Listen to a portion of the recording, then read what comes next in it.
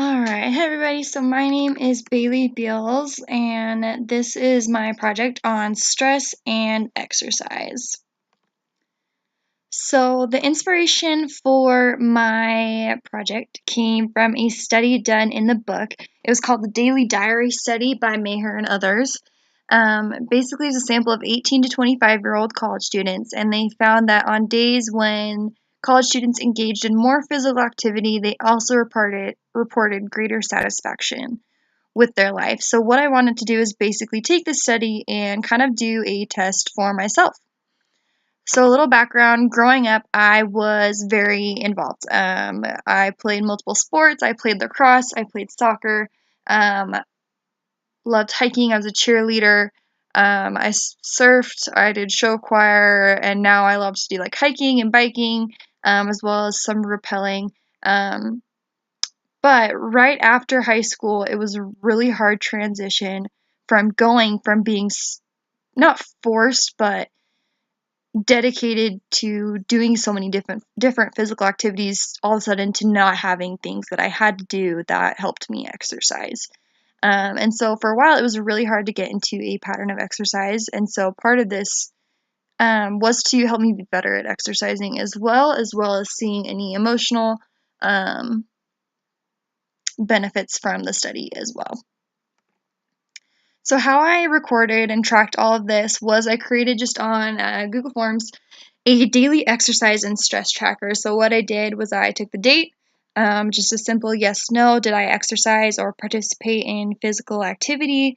And then my big stressors are typically studying, homework, and working.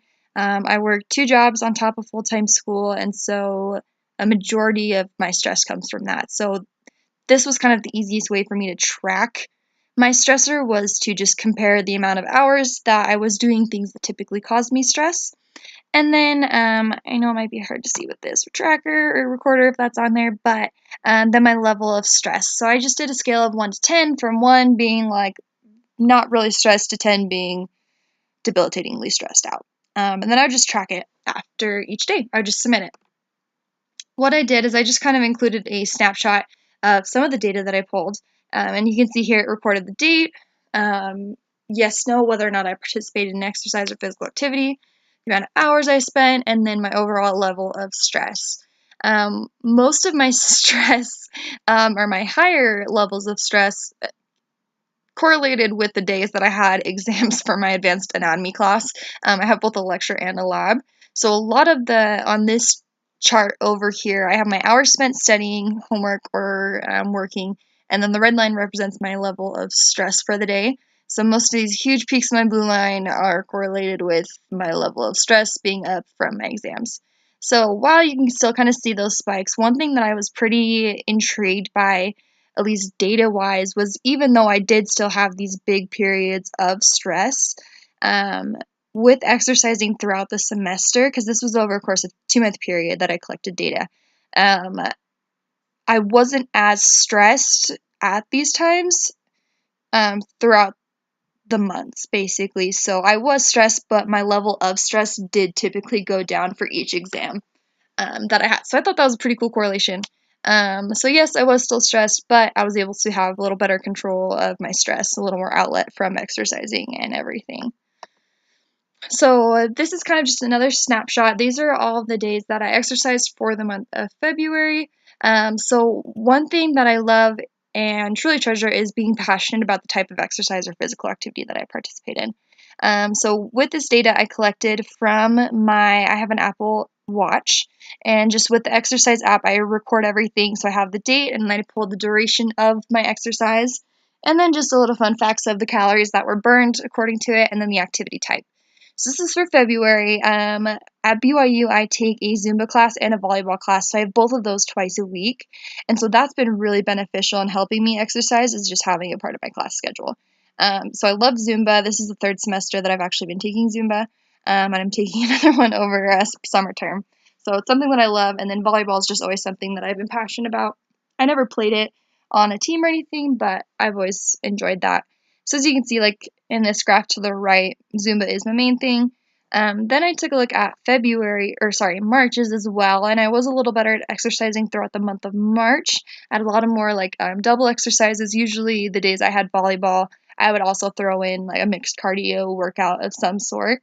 But I did have a little more variety in the types of exercises that I did in March. My volleyball as well and Zumba are still the big ones. I do a workout at home program, which is my mixed cardio. That also included some Pilates workouts and some strength training. And then I did go snowboarding that month, and we went for about 3 hours. And so I just kind of tracked that as well, which was really cool. So yeah, that's kind of all the data from that. I just thought it was a cool visual representation of the different exercises that I was doing. And then part of the textbook talked about integrating exercise into your life and how to make that a consistent part of your life.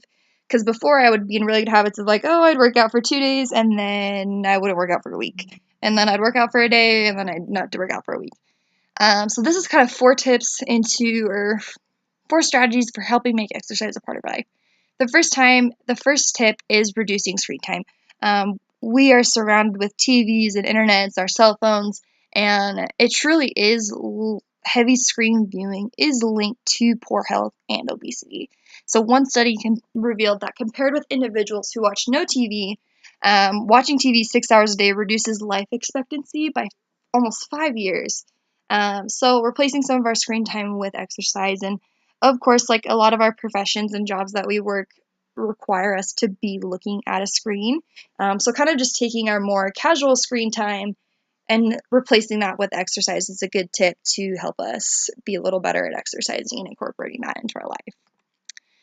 Tip number 2 is chart your progress. Like I said, I use an Apple Watch and I am a very visual learner and motivator. And so being able to see my workouts, to see the duration, to see the figures of everything, of how my workout was, kind of motivates me to, okay, I want to do better. I want to do better and I want to do more on my next workout, basically.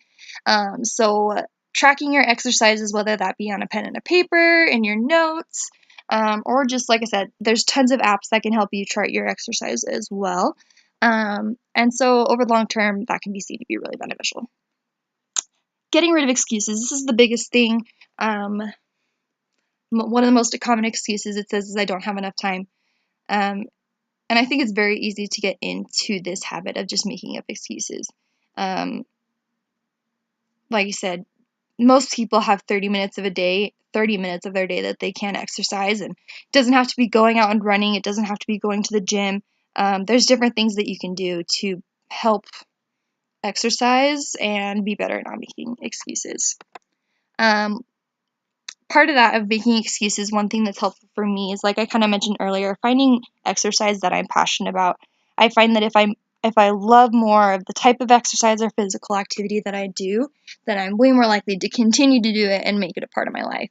So whether you're really interested in weightlifting or whether you love running, or like me where you take Zumba or in volleyball in your semester, I've repeated both those stat classes. So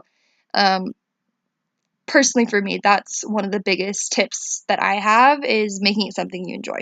And that's going to help make it easier to make it a part of your daily life.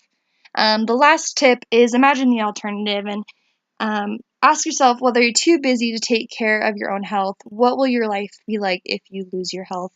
And this isn't meant to kind of just go into worst case scenario, but it can be really easy if we don't keep tabs on ourselves to get to a really hard point to come back from.